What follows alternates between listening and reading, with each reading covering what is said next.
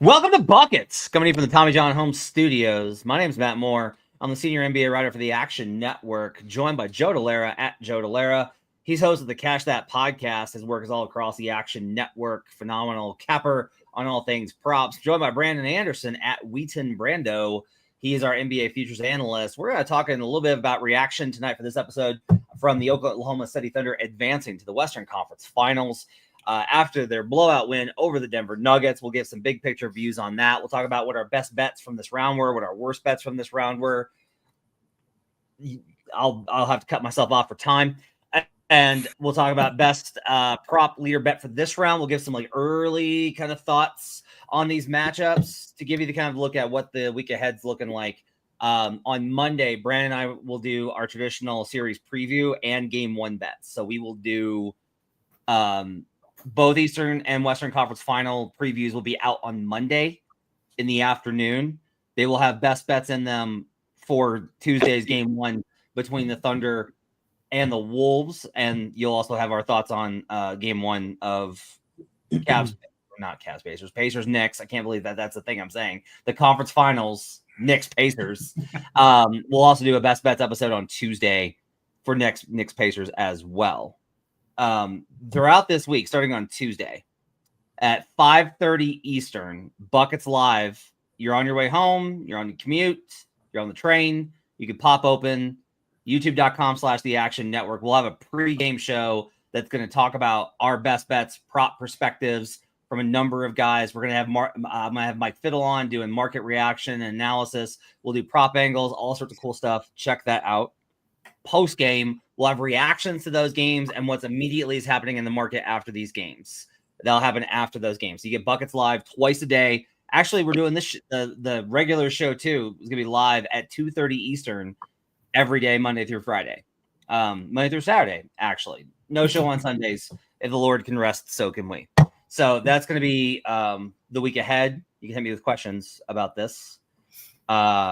Hey, thank you to Wayne. Wayne on our live show at youtube.com/the Action, where it says, Matt, shout out to you for feeding the streets with MPJ the whole series. That one we got right. All I needed was for a player to literally give me his in-depth medical report, and I was able to use that effectively. So, the bar is low here. Brandon, you put together the rundown because I am brain fried. I was at a bowling alley all day. I was watching this game at a bowling alley while my son had his 14th birthday party with a bunch of screaming teenagers. So my capacity for both rational thought and for handling noise is very low. So I need both of you to speak softly as you kind of walk us through. What do you want to talk about first as far as OKC Denver is concerned? Yeah, I mean, I think just we got to start with the Game 7 reaction. So obviously the Game 7 is over quickly. I think it was 21-10 Denver. I thought Oklahoma City looked a little shook. I don't know if it was just the Game 7 jitters for the young team. I thought maybe, too, they were probably not expecting Aaron Gordon to be out there, and suddenly Gordon has like 5 rebounds the first 5 minutes. Superhuman effort by Aaron Gordon. Like, I played soccer with my church last year for like 4 minutes, pulled my groin, and couldn't walk up the stairs at my house for like 6 months after that. Aaron Gordon gets diagnosed with a month-long hamstring strain, like diagnosed out this morning. And then it's just like, oh, yeah, double-double almost by halftime. Like, ridiculous. But after the 21-10, Oklahoma City went on like a bajillion to not very much run, and that was the rest of the game after that. So my first question, Joe, do you think there was ever a real path for Denver in this game other than just, of course, it's 2025 to hit all the threes? Was there a realistic path for them besides that, or was this just going to be OKC the way things looked? I mean, once Gordon like pulled his hamstring bad, like I know that he played well, obviously, like relatively today, and put up stats, which was great for like 3 rebounds in every game type of bet. But once he got hurt, I was like, oh, Denver is in trouble. Like, this is not good. And I think that they had their best chance was was literally what they did. They came out firing. And if they came up and they were leading and they were, they got off to a really hot start, and they were able to maybe like keep pressing on those Oklahoma City jitters, I think that maybe they would have had a chance, but they let Oklahoma City just get back into it. And then that sequence at the end of the half, they were done. That was it. Like that game just got completely out of control. And Denver's offense, like as good as it is, as good as Jokic is, they don't shoot a lot of threes. So it is a little bit harder for them to get back into the swing of things or like dig themselves out of a deficit, especially against the Oklahoma City team that, even though they don't shoot like a ton of threes, they're just ruthlessly efficient. They get to the free throw line and they generate a lot of turnovers. So, Alex Caruso was incredible this entire series. And there's a particular level of irony that Alex Caruso, who was on the Lakers, is suddenly the Jokic stopper. So maybe the Lakers shouldn't have gotten rid of him either. Yeah, I mean, look, I'm not going to beat the thing to death. I will say it's not like Joker's never seen a small guarding him before. Yeah. And I understand the temptation to be like, but Alex Caruso, I get it. Caruso is awesome. He's very, very good. He's an incredible defender. It was a matter of this game, this circumstance, this situation at home that worked today. It would not have worked in another game. It wouldn't have worked again. Joker's done, like, I've asked Joker about this exact kind of setup repeatedly, and like there's a million solves for it. They couldn't get to him today because nobody could hit shots because everybody was gassed, and the Thunder understandably hit them with the full arsenal because it was do or go home, and they played the way that they should. I had a parlay on Nuggets +8 and Thunder money line, but after AG was diagnosed with a grade 2, even though he played, I tailed Brandon. Brandon went all the way in on Thunder, just like I wonder if Denver's gassed. Played all the alts. It was a really great call by Brandon. Played those as well. The Jalen Williams bounce back game I gave out, that one got home for us. That was a really good spot. I don't think there was ever a realistic path for Denver winning this game. The Thunder were better. The Thunder were better in this series, and it was honestly a testament to Denver and their ability to drag these games down that they avoided another blowout until Game 7. The odds of you getting out of a series with OKC only getting blown out once are just very small. And it's going to be the same thing versus Minnesota, who I'm going to like very much in this Western Conference Finals matchup that we'll talk about tomorrow. There's a lot of things I'm going to like about the Wolves in that matchup. But when they lose, they're going to lose like this. Like they're going to lose by 40 because that's how OKC is. When they're good, they're amazing. And I don't think, Brandon, there's any way that Denver was going to win this game with 5 guys, short rotation, totally gassed, MPJ with one shoulder, Aaron with one leg, Jokic frustrated with the officiating. They weren't getting out of this. No, today was brutal, just absolutely brutal. Yeah, so that kind of leads to my other takeaway from like looking big picture at the series. What do we make now of Oklahoma City coming out of the series? Like, what did we really learn about them? Are they trustworthy now? Like, have they earned our trust? Because, Matt, even you and I have kind of wavered back and forth as the series has gone on that sort of question. So you brought up the fact that they tend to get the blowout wins. Turns out if you get 7 games in a series and 2 of them are freebie blowout wins, it's a pretty good formula. You only got to win 2 of the other 5. Now you still have to win 2 of the other 5 and not give them away at the end of the game. And that's why we got to Game 7 here as well. But pretty good. You get to start out with a couple of those wins. That's what Boston was supposed to do. They forgot to finish doing them. But when you get the wins and you get a couple easy ones, that helps. Big picture, I don't think Chet was great this series. I thought he had a lot of flaws. J-Dub was really good today. J-Dub was really good, great in like Game 3, I think. He was good defensively all series. He's not good enough offensively to what they need.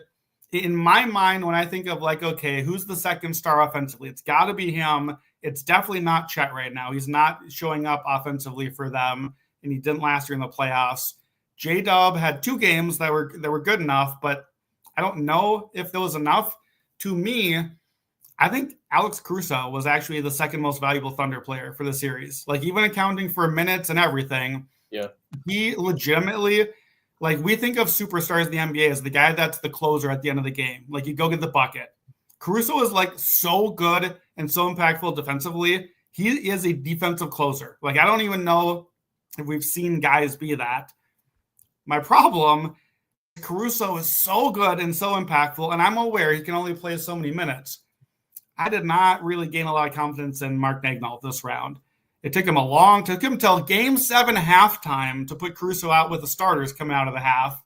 Dort was very up and down, a lot more down than up. I thought Oklahoma City won the series because Shea was really good, especially late in the series.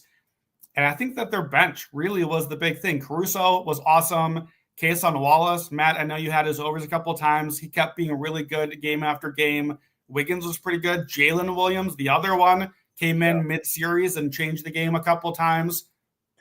That's great. The depth showed up, but the formula becomes defense plus Shea doing everything plus the bench coming through.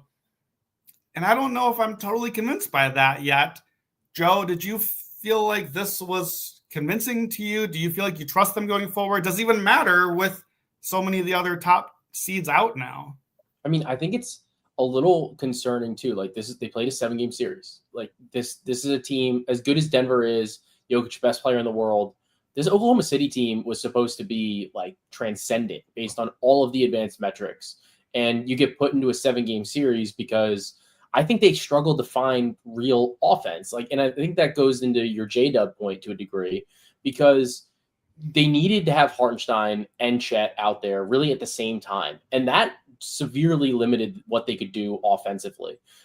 There's only so many like double big pick and rolls that you can run that are going to be effective, especially from a spacing perspective. So I think there's a little bit of an issue there.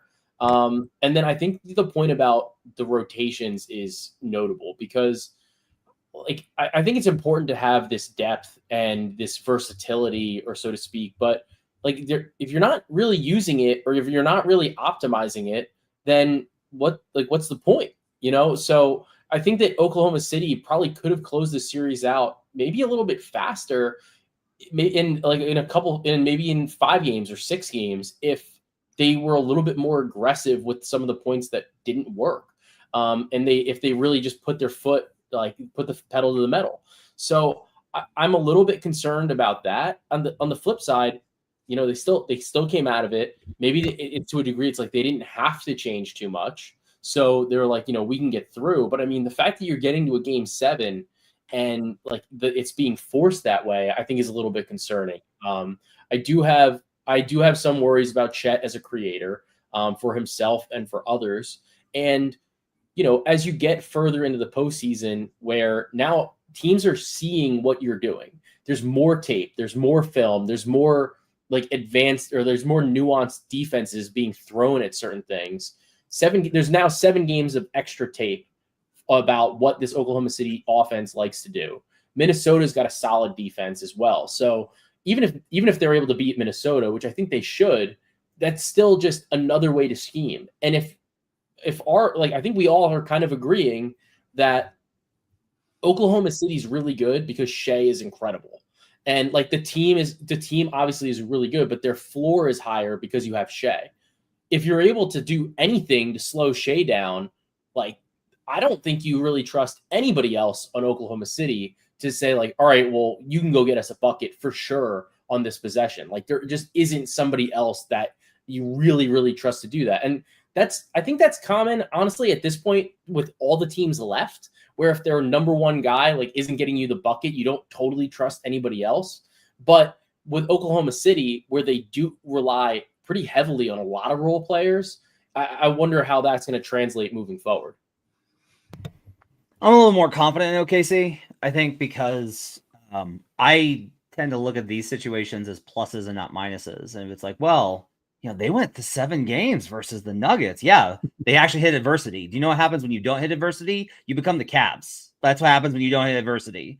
And I actually think that Memphis kind of had the same, or OKC had the same situation. They rolled over Memphis. And so when Denver came in and punched them in the mouth in game 1, it took them until game 4 for them to settle down and actually like find that within themselves. Like you have to go through adversity. You have to be tested a little bit.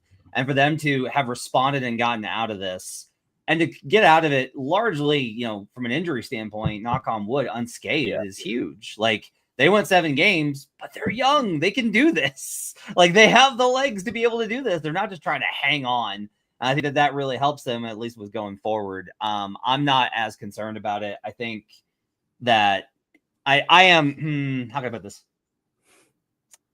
Yeah, the Caruso stuff we're getting a little out of hand with collectively. Like, it's getting a little out of hand.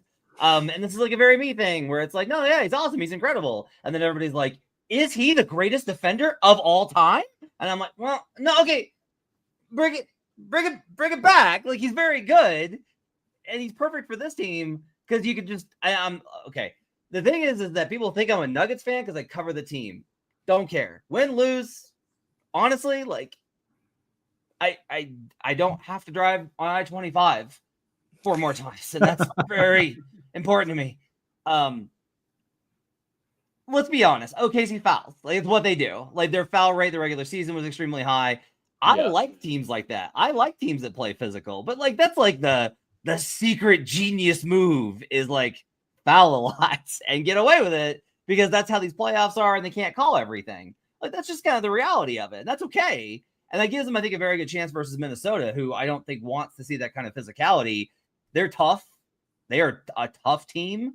But I am very curious to see who's going to be able to match that physicality from OKC. I'm a little bit more. I think I'm a little bit more confident in them after this round, Brandon. Yeah, I think that's how I feel too. I of the 4 teams that are remaining, I feel like Oklahoma City was the most impressive this round to me. They took the champion punch. I know that Denver is not the champ right now, but they're effectively the champ core. They took the punch. They responded. Game 4 and Game 5, they came back down in the fourth quarter to get the win. Both of those games, they closed out against a clutch team, the thing we wanted them to do. And then they showed up in Game 7 and blew the doors off. Also the thing we wanted them to do. Like, I feel like we can want it a different direction, or we can want it sooner than 7 games, but they took the punches, they proved their mettle. Like, they did the thing that when we want young teams facing the proven, savvy, veteran team, like, this is the movie. This is the thing we want. And we saw Oklahoma City show up. To me, they're the most impressive team. You'll never guess who I think is least impressive. But before I respond, Matt, is Oklahoma City your most impressive team also? And who's your least impressive of the 4? No, it's Indiana, man. Indiana to me. Wow. Yeah, man. I think people are actually overstating some of the injury stuff with Cleveland. Indiana has hit first in both of these rounds, and they've hit last, and they've hit every time in the middle too. They've hit first, fastest, and last. And that to me is extremely impressive. Cavs got back their full complement in Game 3. Pacers turned around and waxed them in Game 4, and then still were able to go and take care of business. Like, they dominated the first 2 rounds against Giannis and then a 64-win Cavs team that I understand. And maybe that's like they'll get found out in the conference finals. Maybe that's it, right? I'm open to that, or the finals, totally open to that possibility. But for me, it is the way that Indiana has completely taken away identities from these opponents. They have taken away so much of what these teams want to do and made them uncomfortable. That to me is what's so important in the playoffs. Can you make the other team uncomfortable? Can you get them out of their comfort zone? And the Knicks did and did not. Like, it's a very complicated, messy salad for what New York did. OKC, I can't give them as the most impressive because I understand. I cover Nikola Jokic every single night. I was in the building for 60-20-10. I was in the building for the game against the Kings that absolutely just destroyed my brain with how good he was. It may have been the single best game I've ever seen in person, ever. I've seen like LeBron finals performances, and that game this season, a regular season game, may have been the best I've ever seen anybody play with Joker. But this Denver team was so flawed. Like, they were so flawed in so many ways. And OKC, again, I don't like take OKC and be like, you're not that good. I'm like, no, like, this is what it's like when things get hard. But Indiana has done the opposite and made things so hard for these other teams. To me, they're the most impressive. Interesting. Joe, what do you think? Who's the most and who's the least impressive to you of these 4 teams left? I think I'm least impressed with Minnesota just based on their path. Like, I think their path has been like relatively soft. Like, you had a Lakers team that didn't have a center. And then you played the Golden State Warriors without Steph Curry. So like, I'm just not super impressed with that path. I think it's good that they just took care of business, but I'm not like impressed with what they had to overcome, or so to speak. I think Oklahoma City's been interesting because they just beat the doors off of Memphis. Like, they did exactly what they were supposed to. And then against Denver, I felt like Denver, because I bet Denver a couple different times in this series. I thought that Denver was a very tough matchup for them, and they didn't have an answer for Jokic. And that was the thing. And like, they came up with enough to slow down him and slow down the team. So I think that I'm fairly impressed with Oklahoma City just based on who they had to beat, being the best player in the world, and then just destroying Memphis and doing what they had to do. So I'm pretty impressed with that.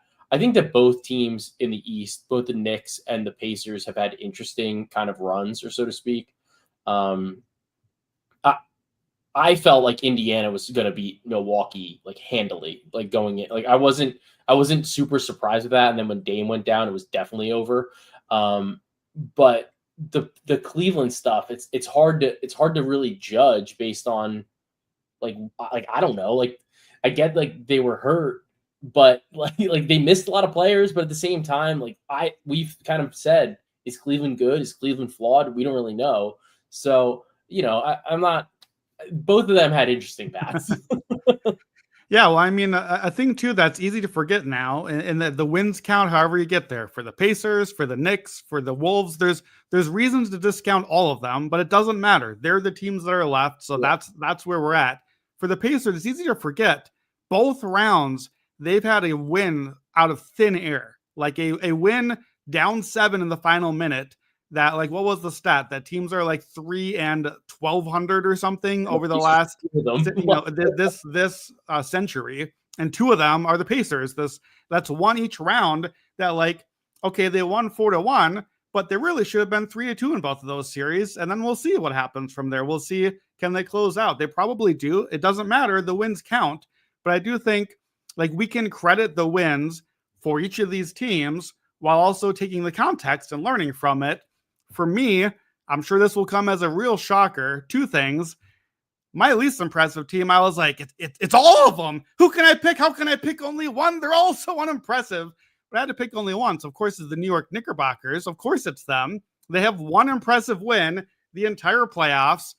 They were trailing by 20 in 4 of the 6 Celtics games. If you trail by 20 and lose 4 times, you're out of the playoffs. Like, that part matters. They weren't good in round 1. They never had any convincing win in round 1. They've had one convincing win in a month of the playoffs. It doesn't matter. The Knicks are still playing. The Knicks are still going forward. They took care of business. They've certainly been impressive in the fourth quarter. Jalen Brunson in the clutch over and over and over again. Absolutely impressed by that. The stat that Evan Abrams had before the series, teams that were minus 800 series favorites or better, which was both Boston and Oklahoma City, had been in round 2 or later 40-1 since 1990, since we expanded to 16 teams. The one loss was in the bubble too, Clippers Nuggets. So I don't even know if that really counts. Well, however we got there, the Knicks beat the Celtics. And like, is that the biggest, like by Vegas odds, that's the biggest upset that we've had in this tournament since in round 2 or later, we've had some of the 8-1. So it's what it is. That the Knicks took care of business.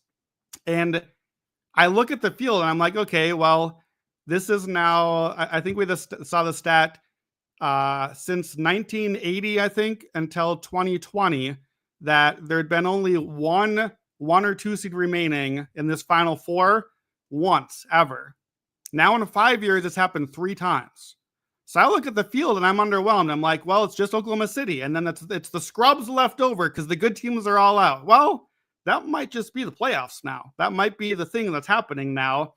And that the teams are who is left. To pivot to most disappointing team from the teams that we are brushing under the rug this round, for me, it's the Cavs. I think the Cavs, look, I know Darius Garland isn't healthy, but he also was terrible. Whatever version of him he was not good. Jarrett Allen, completely invisible most of the series. Ty Jerome was like actively sabotaging. And I'm not really convinced Kenny Atkinson wasn't. Like, sorry to Jim Turvey, who would be on this podcast usually. These are his Cavs. I would like to let him defend himself, but maybe it's better he doesn't have to try to defend himself. To me, the Cavs, yeah, maybe that's what you said, Matt. Maybe this is my version, my pessimist version of the Pacers being impressive, is the Cavs disappointing. Who would be your most disappointing team, Matt? The team, I will say this too. The team I am with Joe on the Wolves being the least impressive. from the road that they got into. I thought was a good point. Yeah. They didn't have to do much. Loser this round being most disappointing. Yeah, it's gonna be the Cavs. Their fans are gonna cry about the injuries. Rightfully so. It's not crying. It's just like cry out about those. That's where they're gonna yell, and I get that. You started Sam Merrill in game 1, man. That was that. At that point, I should have immediately turned around and bet everything Pacers. Like, everything. I cannot believe that. I like Sam Merrill. How can you not? But I wrote about this over at the Substack. You can't try and win an offensive game, a shootout with Indiana.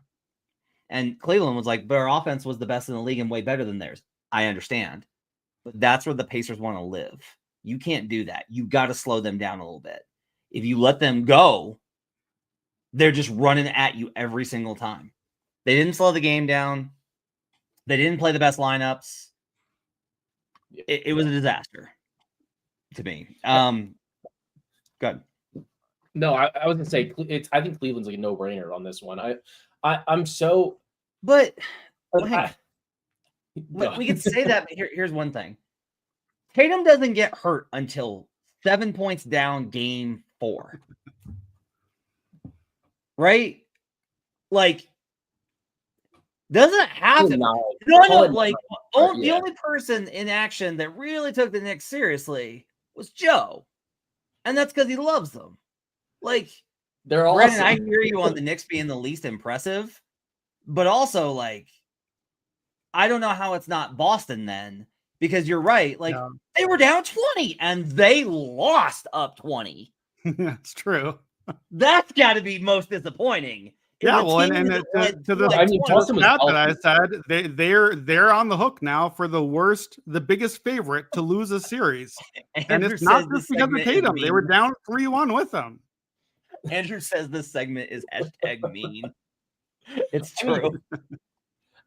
I think it's both. Like Boston, Boston for sure. Like Boston was supposed to win. They were healthy. They're the reigning champs. Like they were supposed to take care of business and just absolutely did not. But I think my conversation is more relevant for a future part of this podcast that we're talking about with them. But I think Cleveland, my thing with Cleveland is I get that Donovan Mitchell's not like a big point. Like he's not a big dude, like relative to other NBA players. I get that, like, there were games where people were hurt and people weren't playing and, like, whatever. I just do not understand how you can be gassed playing 35 minutes. I can't play 35 minutes in the NBA. That's not the point that I'm making here. I just think it's just not great. Like, I'll put it in context. I will put it in context. He's dealing with a calf injury and they were worried about the Achilles. So now, if you're on the Knicks, you don't worry about it. You just go out there and tear that Achilles, and then you become someone else's problem. But was probably what happened. But I think that's what it is, though. Like, but you can't even I think even just maybe it's an Atkinson thing, just in verbalizing, saying it's like they're tired. Like you just can't say that. Like that's like mental. Like you're just tanking your team's mental health. Like right there, you're basically just saying, like we're tired.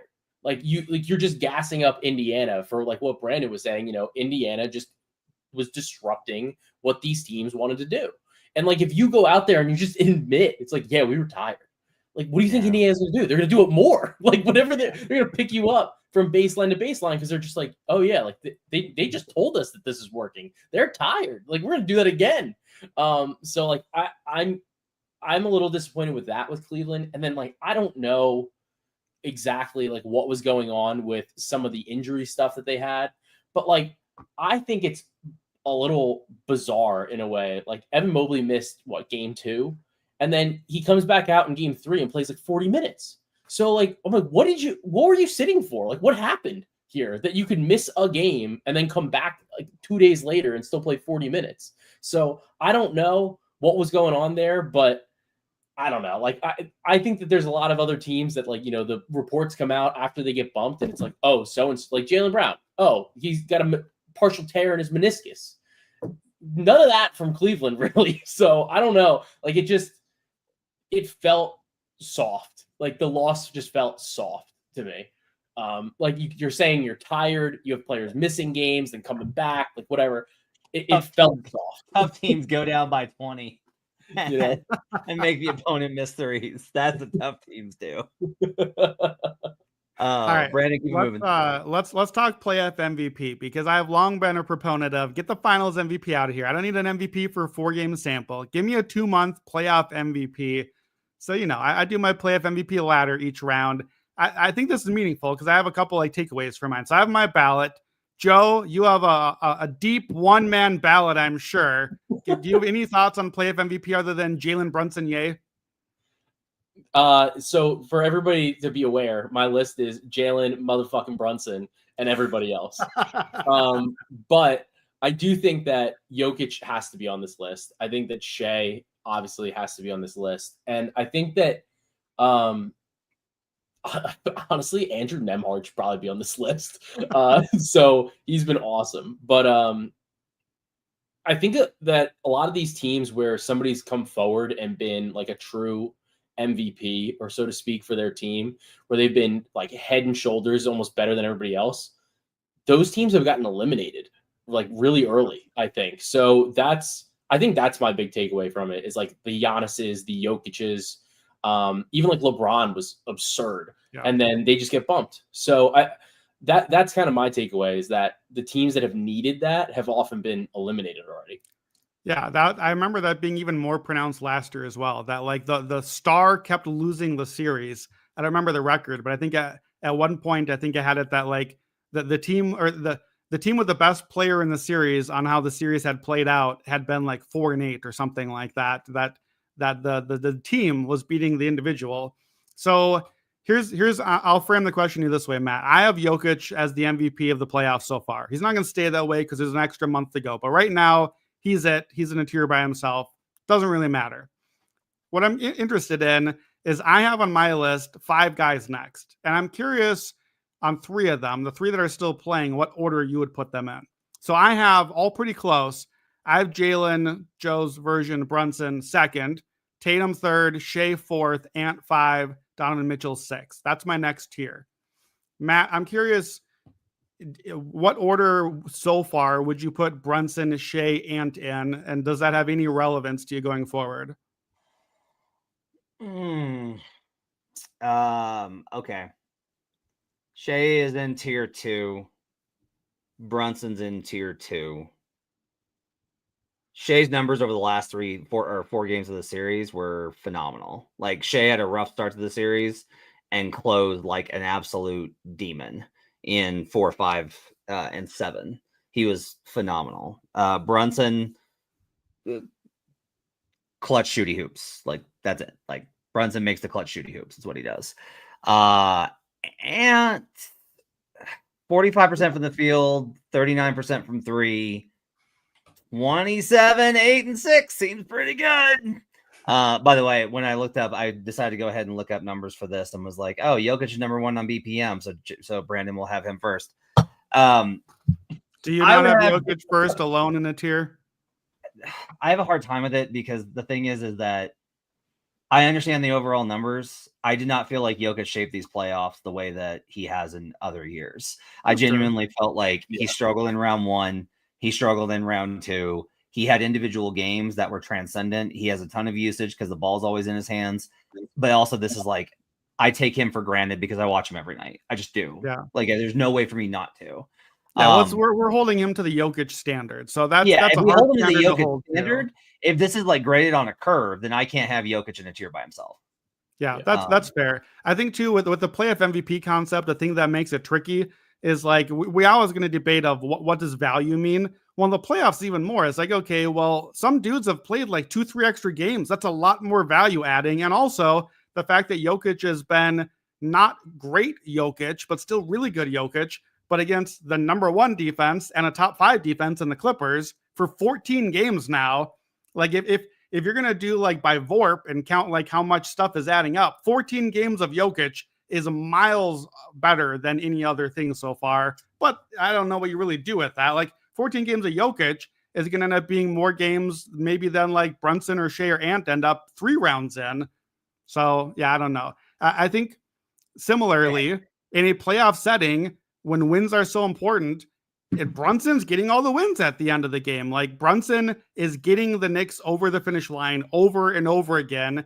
And if I'm going to fault the Knicks for playing in close games every single time, but if Brunson's going to keep winning them for him, it's pretty valuable, it turns out. Like, I don't think I can make a case for Brunson being any lower than second. And I don't mind if he has to be in the Jokic tier, because he's who is impacting actual wins more than Jalen Brunson right now? I mean, watching the games, like, as a Knicks fan, if you watched it, like, I get that, like, Boston was up. Some of these games, they were up by like 20, 25, whatever. The thought was literally, if you were watching the game, if it's a 10-point game in the fourth quarter, the Knicks are going to win. Like, that's literally what the thought is. If it's a 10-point game in the fourth quarter, like, win. I hear you, but like, I hear that and I just go, man, like, Boston fans need to face the reality of what happens to them in clutch time offense. Well, that is the pivot. But I mean, you shouldn't against anybody though. Like, against anybody, if you're down, no, I will counter that. I will feel perfectly fine if the Pacers have a 10-point lead. Okay, I mean, still, like, if you're a Knicks fan, you're still looking at it and you go, we got Jalen Brunson. Like, if you're a Knicks fan, you're just like, thank God we're relevant for the first time in 25 years. Well, Brandon, the chat is saying this, and we got to call it out. Look, man, I think Julius Randle's got to be on that same whatever tier Ant's on. Julius cannot be lower. Yeah, than that. Awesome. So I disagree. I have Julius Randle 10th, and here's the reason. Julius Randle was awesome this round. Julius Randle is in the tier this round in this series.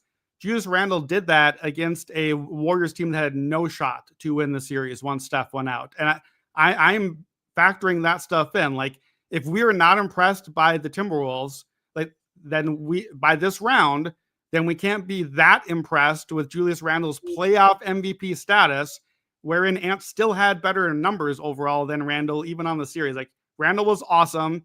I have him on my list. I would not have expected him to be on my list. I would expect him to be on my playoff LVP list. I'm giving him credit.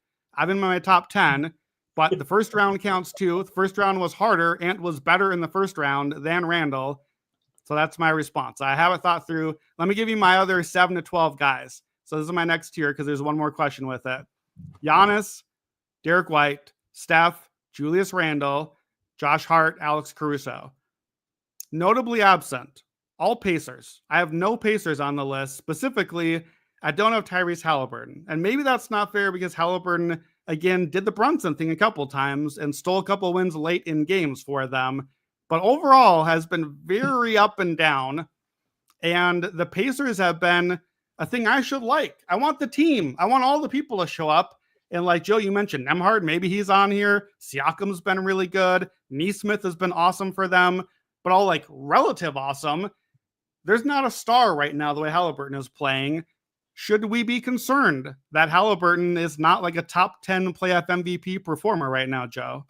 Yeah, I mean, I think that you have to look at Indiana this is a little bit of an odd comp, but I think that they're like similar to Oklahoma City in the fact that they have a lot of really good role players. Like, they're very deep. I think you have a lot of different players that can play like a major role, but at the same time, Halliburton's not Shea. Like, that's what it is. And the problem, I love Allie, but I think that one of the major problems with Halliburton is he will not take over a game sometimes. Like, you'll have, like, there's just no reason that he should have like fewer than 10 shots in a game, like, ever. And it happens often. And like, I get that he wants to facilitate for some other people, and he's willing to take the clutch shot, which I think is important. But a lot of times I think, when the offense sometimes is struggling, he can start shooting the ball a little bit earlier. So that's my concern with Indiana, is just they rely so heavily on assisted offense, which I think is fine. I think that's probably better overall.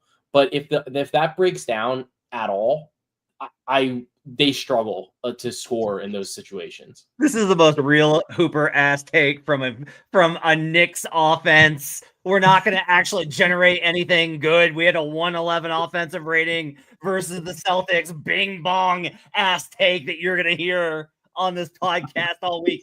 You know what? People are here for it. The Pacers create too many assists. That's the problem with Indiana.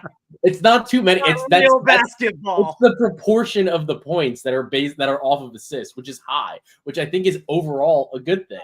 But it also is, if it gets stuck, you get stuck. Matt, Joe's right. When the Pacers play a real defense in the finals, it could be tough if they don't get as many assists. 18, 6, and 9 for Hallie. Yeah, I would say that his image individually hasn't played as well. I will tell you this. There's been a lot of these games this season where I will tell you, and I will try my level best during the series since we have more time to actually break it down if one of them happens. Maybe the Knicks just beat the snot out of them. There are games where Hallie, I swear to God, he has bad box scores and just dominates with his ability to see the floor, manipulate it. The way that he calls out things and angles possessions to be like, he sees what they're doing and is like, oh, let's run this over here.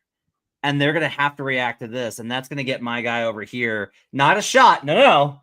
But he's going to be able to then run that DHO action into the other side. Like, he is quarterbacking at a level that is below Jokic, but that's about it. It's like Jokic and LeBron, and then that's the level that we're talking about in terms of actually quarterbacking and seeing the floor and shaping the game. There are just the box score stuff does not do it because, like, on the box score stuff, like your sixth highest guy in these playoffs in BPM is Kawhi Leonard.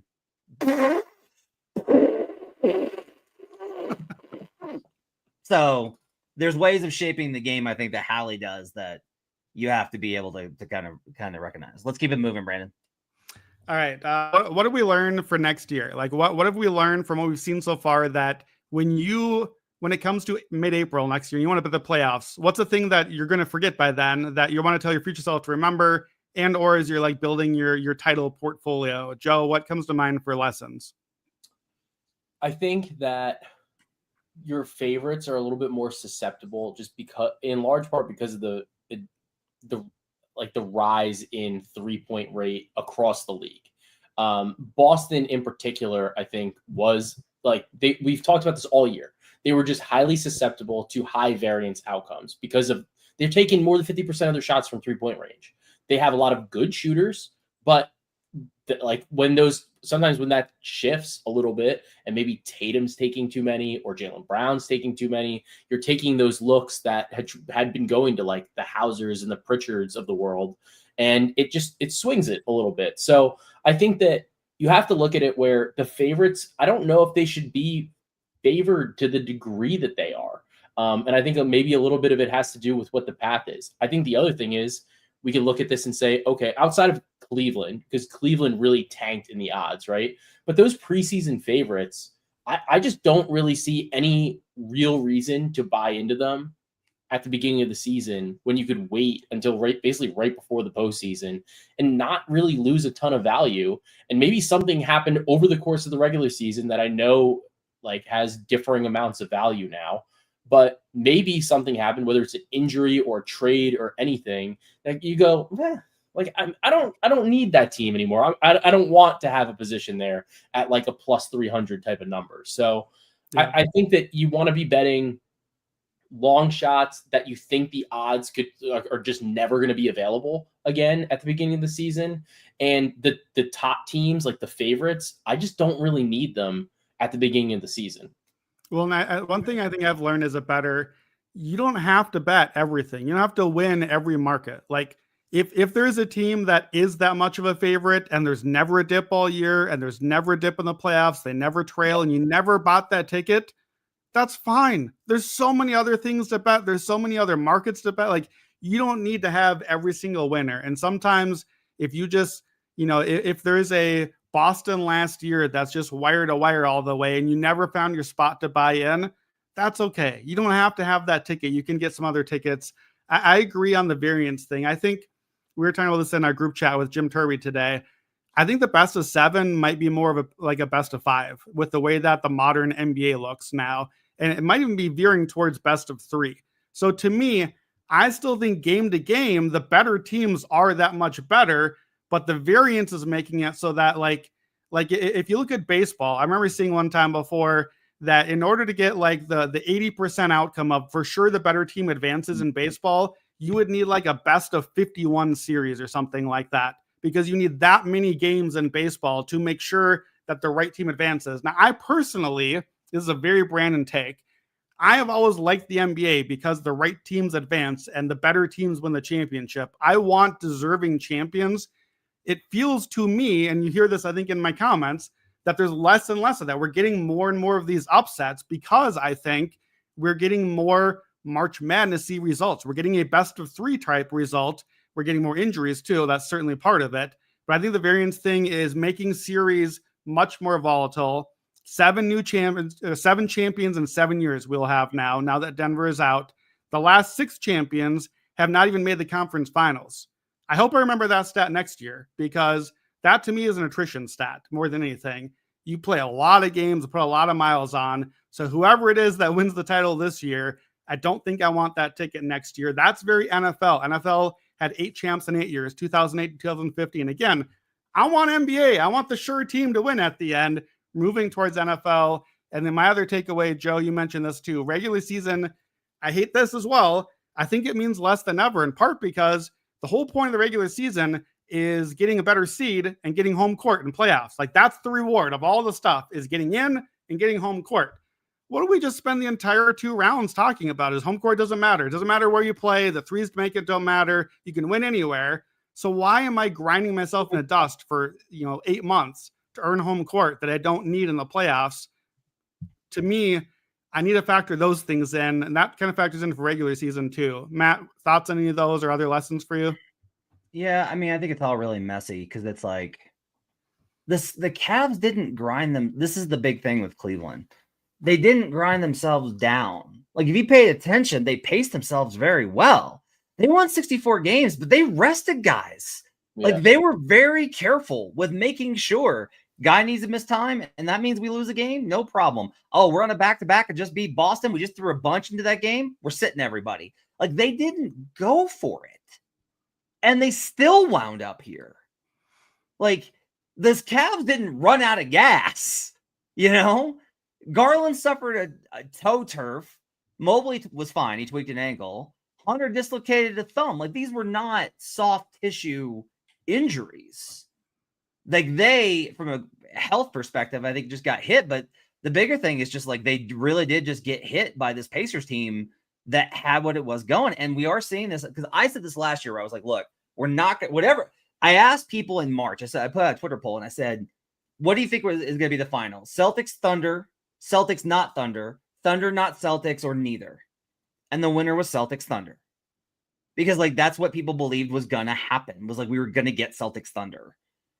Whatever that is, we're not getting it. Now, I fucked up because I was like, we're not getting Thunder, but we're getting Celtics. And I put lots of futures on the Celtics. And they're all dead, and I hate everything. But I do think it's not really who's playing the best going into the playoffs, because nobody would have said that about Indiana. Nobody would have said the Indiana Pacers were at their best. Nobody would have said the Knicks were at their best. And nobody really would have said the Wolves were at their best. They peaked and then kind of fell off and then had to surge to get into that 6th spot and avoid the play-in tournament. You want to know how you know who's playing their best? When the ball goes up in mid-April, when the playoffs begin. And that's what we've seen. The Lakers did this 2 years ago in that run to the conference finals. We've seen the Heat go to the conference finals. We saw the Mavs go to the finals. Who was the Eastern Conference? The Pacers last year. Like, it is, I will just say this, I don't know how predictive we can really be, because I think about this stuff 24/7. I'm not the smartest guy, but you would have thought that I wouldn't be like flabbergasted by this, that I wouldn't be like, Pacers-Knicks? That I'd be like, oh, Pacers-Knicks. Okay, that makes sense. And instead I'm like, what? Because it really does kind of feel to me a little bit like it's about what the vibes are at any given moment in the playoffs. So yeah, those are kind of my perceptions. Well, that's interesting. If you had done the same poll, Matt, for the Eastern Conference alone, I think overwhelmingly, we're going to get Boston, Cleveland is what everyone would have voted. It's what I would have voted for sure. Instead, we don't have Boston or Cleveland. We got neither one of them in the finals. So I think even that, like, Pacers, Knicks, it feels that way because it's like, well, okay, Pacers Celtics. All right. Well, the Pacers got in. We got an upset. Or Knicks Cavs. Yeah. Oh, okay. Like the Celtics. We got both though, and that's I think what feels so off about it. But here we are. Okay, let's recap bets from the round, and we'll finish with victory lap. Let's get the bad out of the way. Joe, what was your worst series bet you made this round? I had two. I had Thunder game 1 series, Wolves game 1 series, and they both blew the trend. I was so mad. I was so mad about all of it because I knew I was like, all right, these are the better teams. They're gonna win. Blah blah blah. They're rested. They're coming off. They're coming to face an opponent off of game 7. Livid that those ones didn't hit. I'm so upset about those ones not hitting because I just felt like it was a great angle on something that we've consistently cashed on, honestly. Yeah, my worst play of the round was Tyrese Haliburton, assist leader in the series, minus 250. You know, when I'm giving out a minus 250, it's because I think it's like minus $1 million. Like, that's how sure I am of it. And that was just never a good bet. He never looked good as series leader. And if you bet that one, it came down to literally the final minute of the blowout game. Nembhard got like a garbage time assist and beat him by 1 in it. Thankfully got mostly out of it with some Hallie unders there. To me, that was my worst. And quite obviously, I lost like 12 to 15 units on the Celtics with all the Tatum positions and all the futures. I still feel like I'd bet some of them again, but I certainly way over leveraged on Tatum in particular when I had him for so many different series leader stuff. That's just a lesson for me to take away. Matt, did you have a worst series or worst bet from this round that stood out? You're mute. He doesn't want anybody to know. What's the opposite of pass? All of it. All of it. The whole thing. The whole thing. Heavy Matt, on what was your best bet this round? What? What was your best bet this round? Best series bet? Wolves. I bet Wolves after game 1 and got them. That was still a pretty good price. Yeah. And then Matt being on mute, minus 1,000. Catch it. My keyboard's very loud. I try and save you people, and this is the thanks I get. Yeah, that one, I think honestly the best bets for me this round was the MPJ stuff. That was the sharpest stuff that I think we had on the show in terms of being able to take actionable information and bet it. Yeah, I think for me, Wolves was my best series bet also, and it wasn't even the bet we made on the series preview. I looked back, my series preview best bets on series weren't that great. I set myself up okay to kind of make positions on them. Not a great round for me on that. Wolves plus 115 immediately after game 1, when we already knew Steph was hurt, was an absurd price. That was already gone by noon the next day. It was minus 200 the next day. So unloading 3 units on that and the Warriors never winning again obviously worked out well. I'm going to sort of count Oklahoma City alt lines today as sort of a series bet since it was a game 7. So to me, I feel good this round that I don't think I capped things the best going into the round, but I think that I was able to recover and make some adjustments and still find some profitable ways through the round. It's a long series. We get 2 weeks to figure this stuff out. So I felt good about that. Joe, best series bet this round? I was also on that Minnesota bet for the plus 1. It was like plus 115, like you said, immediately. A lot of mine were prop based bets. Like I had Jokic to be the round rebound leader. It's like minus 140, just a preposterous line. Yeah. That smacked. And then like in the Cavs series, it almost feels so long ago, but Donovan Mitchell to score 40 plus in any game was plus money, and he did it twice. Like that was a great play.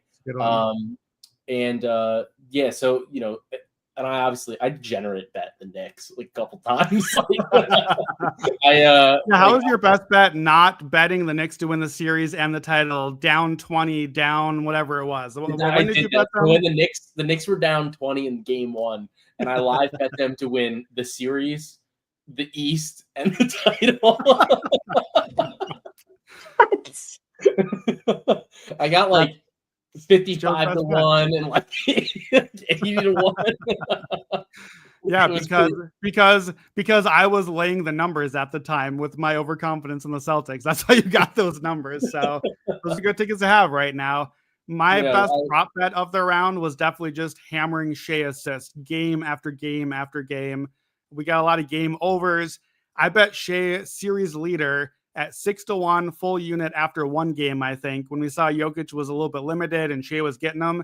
I bet that every game for 5 straight games. Plus 600, plus 200, plus 120, minus 275, minus 400. The books never caught up to how much he should have been ahead on the line. We cashed round 2 assist leader also, plus 1,800 initially, plus 800 twice again later. So that was just like a smash spot that we just kept hitting. I think in a playoff round, you can do that. If you find an angle that's working and it's not caught on to yet, you can just keep going back to it. The other thing is going back through, I totally forgot about this because it was so long ago that it cashed.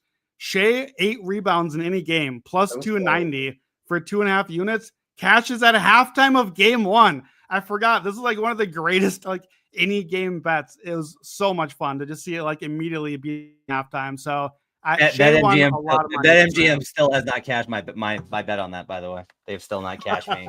They took forever. I will say, not to slander, but like they did take forever to cash out a couple of mine, and like they graded like Donovan Mitchell one as a loss at first. I was like, what do you do? Win twice, it cancels out? Like that's not how this works.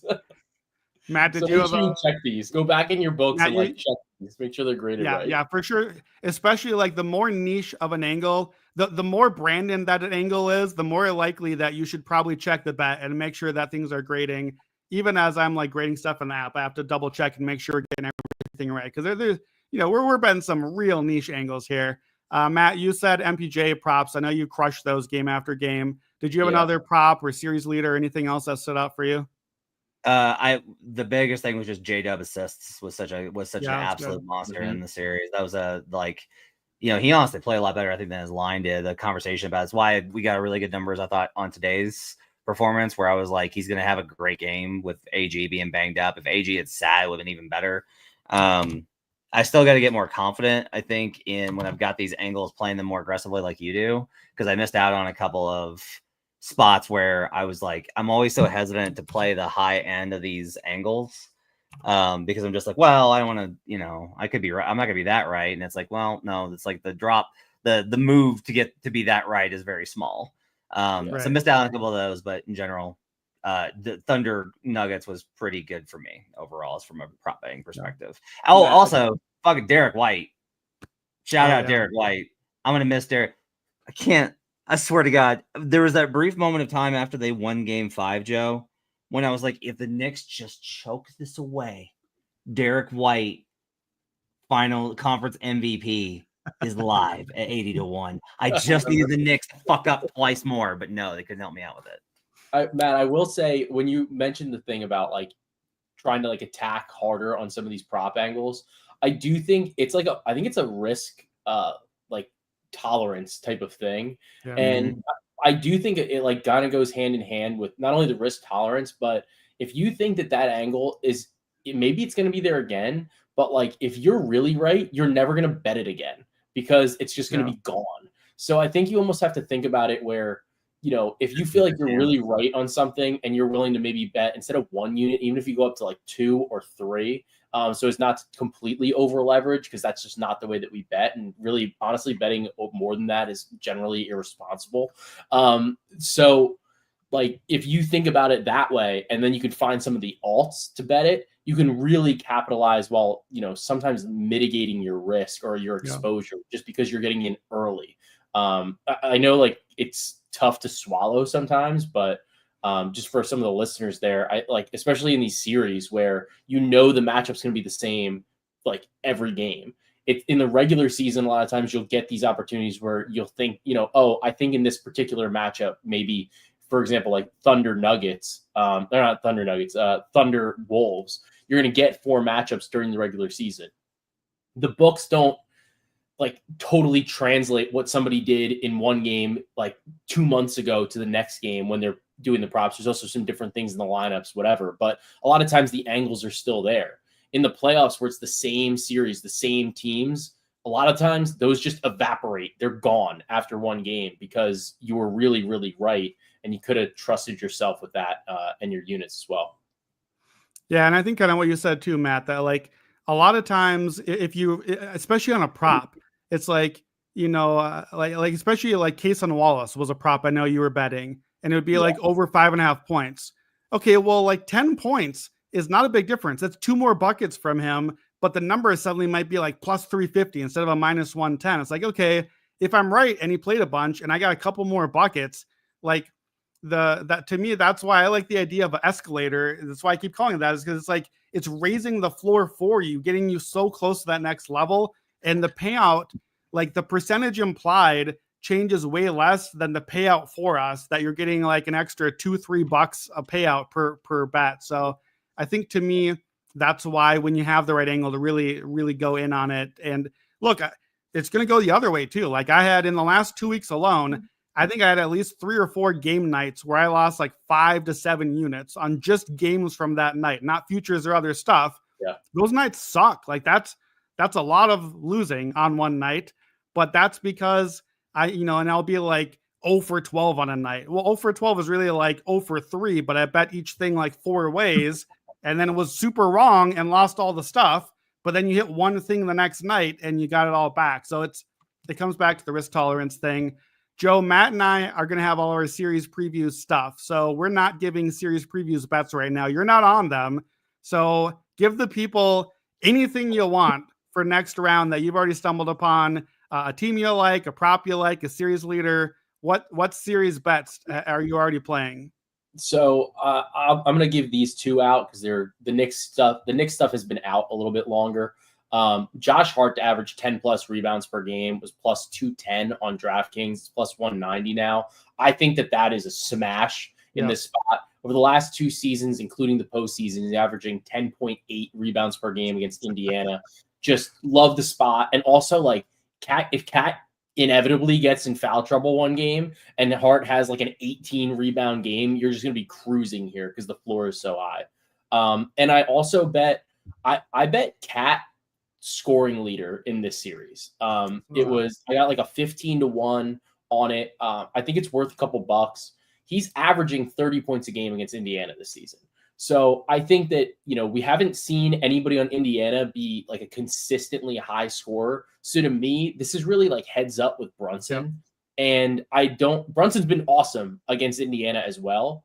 But I just think that Cat is realistically like a tough matchup for what Indiana's got to do. Like they're running Tomas Bryant, which is like, okay, like I don't know if I would want to do that. But then Miles Turner is like the counterpart. So I don't mind Cat here. He's put up some monster numbers against Indiana this season, and I think the number is just a little long at like 15-1 for him to lead in scoring. You are not impressed with this Pacers team, I can tell. No. I feel like I haven't been all year, but it just is what it is. What could happen? Really, with the history of the New York Knicks, what could go wrong? Everything. Yeah, I like all those angles, Joe. I think with Cat also, if you get the long number and Cat has a big game 1, I agree. It's a Cat versus Brunson head to head. So if Cat gets out in front with the long number and you can come back with Brunson and just write it out and have both ways, like that gives you a lot of options. Cat and Hart rebounds is a thing that leapt off the page to me that just super stands out. The any game and every game bets, those are the 2 guys, Hart and Cat rebounds for sure. I think Hart had a 6 rebounds in every game's even money at MGA. Like I think that's auto. There's also a 15 rebounds in any game for Hart that you just mentioned. Like all we need is 1, and he's going to play all the minutes too. I'll be playing a lot of those. Yeah, you just know he's going to play like 40 plus minutes a night. Even if they're getting their doors blown off, he's going to play 40 plus minutes a night. I said the Cat's going to get in foul trouble. It's inevitable. Like it's not the point. All right, Matt, that's my rundown. What else you got? Take us home.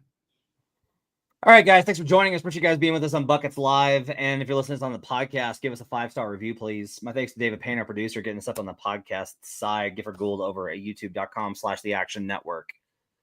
Brandon and I will be back.